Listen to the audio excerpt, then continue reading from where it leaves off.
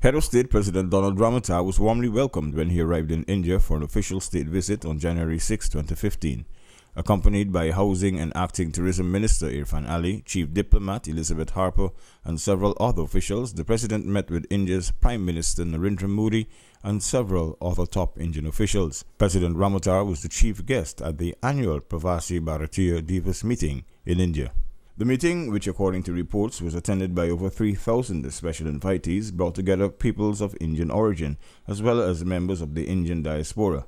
Delivering his address to the gathering, President Ramotar noted the fact that India occupies a seat on many of the major councils of the world, like the BRICS, G20 and several others, where smaller countries such as Guyana have no voice. The President explained that there are opportunities for India to be more active as a participant in the global development effort. While India is a member of some of the regional development banks, in my own hemisphere, India's absence as a member of the regional and sub-regional banks is striking. Apart from the obvious political opportunity that it presents, membership will also bring important business opportunities for Indian companies and Indian nationals. The annual Indian Diaspora Homecoming event was described as a particularly significant one this year by the President, who noted that it marks the centenary of the return of the Mahatma Gandhi to India from South Africa. He stated that Gandhi became a world figure who was recognized as one of the greatest leaders to have lived. President Ramotar called for Indian companies to be more aggressively outward-looking, opining that India's potential role as a major source of outward foreign direct investment is still to be fully realized. Indeed, considering the size and diversity of the Indian economy, there are many opportunities for Indian companies and entrepreneurs to establish a bigger global footprint. Fourthly, air and maritime links need to be strengthened to allow for easier flow of goods, services, and people between our countries. Guyana, the President said, was very appreciative of the role India continues to play in the global community of nations and amongst the developing countries of the world. And we look forward to the further consolidation of this role in the future. India today must play an important role in confronting the global challenges of climate change, a cause my government continues to champion and in the international arena. In Guyana, we have committed to and commenced the implementation of a low-carbon development strategy that outlines Guyana's vision to promoting economic development while at the same time combating climate change. Other areas of priority the President mentioned include the post-2015 developmental agenda and the reform of the United Nations Security Council. As it relates to the latter, he emphasized the Caribbean community's continued advocacy for its restructuring.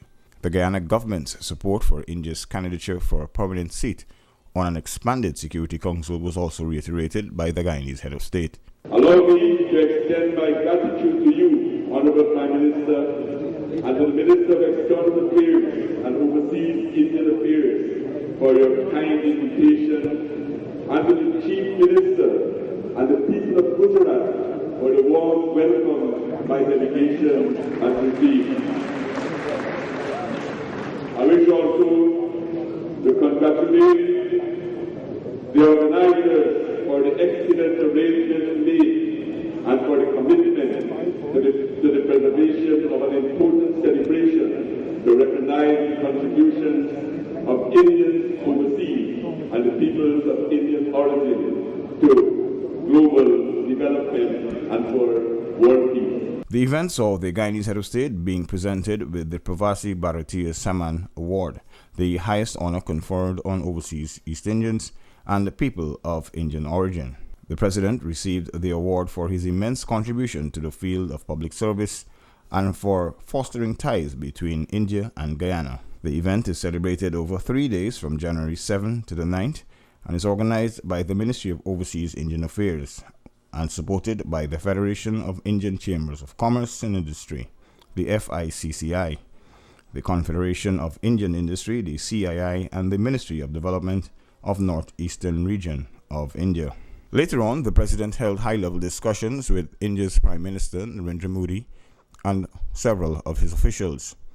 India, it was revealed, will grant a line of credit of some $50 million for the East Bank Demerara Road expansion, $8 million to assist in the acquisition of an ocean-going ferry vessel, as well as work with the Guyana government on a pilot project on renewable energy using rice husk gasifiers and establishing an IT center of excellence. The presidential party had a tour of a similar ICT facility owned by the Tata Group of companies. Addressing the company's executives, President Ramotar cited the need for closer ties between the two countries in that sector as well as in other areas. It's a very, very massive complex. It's one of the biggest companies in India.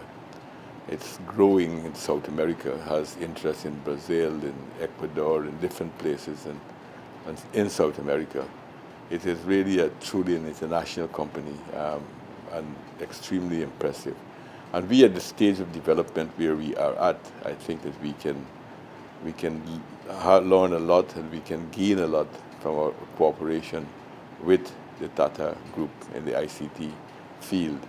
And more than that, we're working together with the Indian government to set up a IT park here to have excellence in IT, world-class IT in our country. And I suppose that maybe this company might play a role in working to establish that. The president also visited the Valsad sugar factory in the state of Gujarat on January 9. He was given a red carpet welcome and eagerly greeted by the staff on arrival at the factory. Officials at the plant briefed the Guyanese president and his team of officials with regards to the sugar production technology that they have adopted. The president was given a tour of the entire factory where he witnessed from testing, crystallization, and bagging to other production methods using the country's sugar canes. Before leaving Gujarat, he was entertained by the Gujaratis in one of their traditional dances and encouraged to join in by the colorfully attired participants.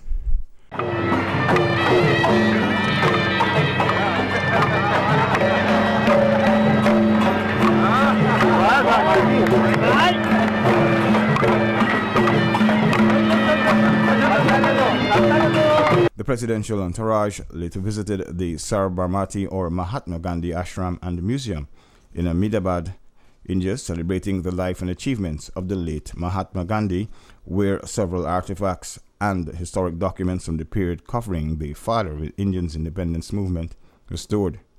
The Indian freedom fighter lived at the ashram when he returned to the country from South Africa.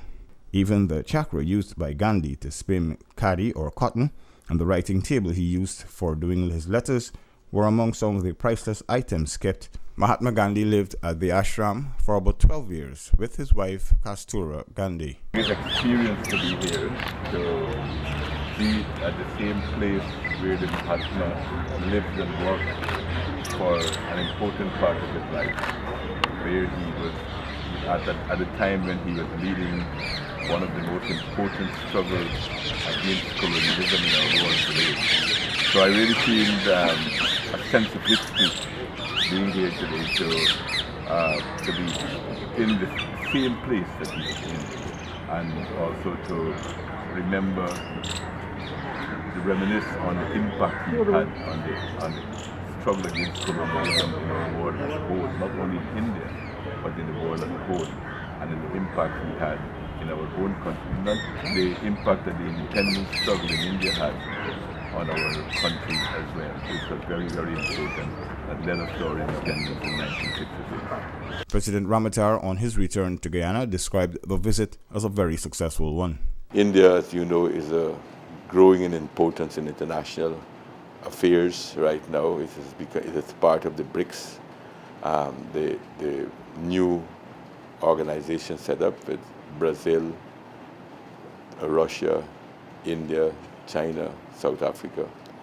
So it's a very important part. You know, the BRICS is establishing their own bank, international bank. India will be the first governor, will have the position of the first governor of the bank. So India's economy has been growing at a fairly rapid rate. It has over the years develop an enormous scientific scientific pool of good scientific knowledge. It is the first country in the world that has sent a rocket in space to go to Mars and did it on its first attempt at a fraction of the cost that it is done in other places. So India has huge scientific potential, and very, very clearly it is, and rightly so. Just if you noticed last week how many heads of states, including also heads of international organizations like Ban Ki-moon, visited India, because I think they are recognizing the role that India can play in pushing the international economy in the world at this point in time. When in many countries, like in Europe, there's a slowdown, India has huge possibilities to be one of the major engine of growth into the international arena.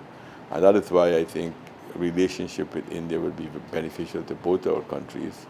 Both countries can benefit from the resources within them, he added. If they come here to invest in our in various sectors of our economy, I think it will be a good thing for both Guyana and India to strengthen trade and bilateral relations.